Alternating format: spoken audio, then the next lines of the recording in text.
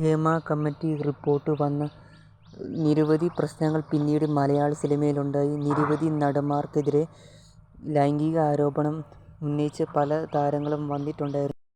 സംവിധായകൻ രഞ്ജിത്തിനെതിരെ നടൻ സിദ്ദിഖ്, മുകേഷ്, സുധീഷ്, റിയാസ് ഖാൻ, ജയസൂര്യ അങ്ങനെ നിരവധി പേർക്കെതിരെ ആരോപണം വരുന്നുണ്ടായിരുന്നു. രഞ്ജിത്തിനെതിരെ ബംഗാളി നടി ഒരു ആരോപണം ഉന്നയിച്ചിരുന്നു.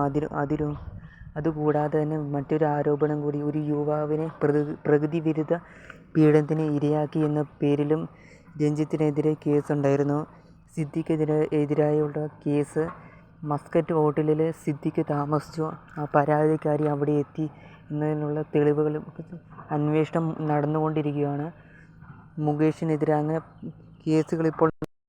തിരുവനന്തപുരത്ത് ക്രിക്കറ്റ് ലീഗിൻ്റെ ഉദ്ഘാടന ചടങ്ങിൽ മോഹൻലാൽ ഇതിനെപ്പറ്റി സംസാരിച്ചിരുന്നു.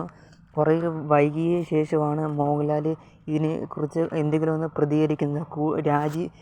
ജനറൽ സെക്രട്ടറി സ്ഥാനത്ത് നിന്ന് രാജിവെച്ചതിന് ശേഷം മോഹൻലാൽ ആദ്യമായിട്ട് കഴിഞ്ഞ ദിവസം പ്രതികരിച്ചത്.